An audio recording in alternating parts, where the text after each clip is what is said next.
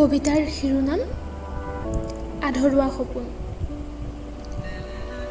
কথা কৃতিকা বৰা। অনলাইন জগতখনত তোমাক লগ পাইছিলোঁ।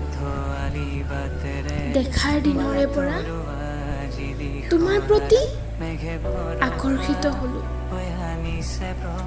তোমাৰ কণ্ঠত বলিয়া হৈ পৰিছিলোঁ। কি সমাধিক কণ্ঠ তোমাৰ। কথা পাতিব মন যায় তোমাৰ সৈতে, কিন্তু ভয়ো লাগে। কি জানিবা ভুল বুজা।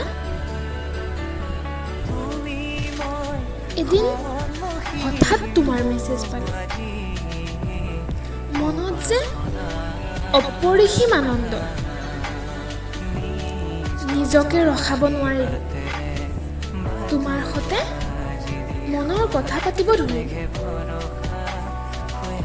তোমাৰ প্ৰেমত পৰি পাহৰি পেলাইছিলোঁ সকলো।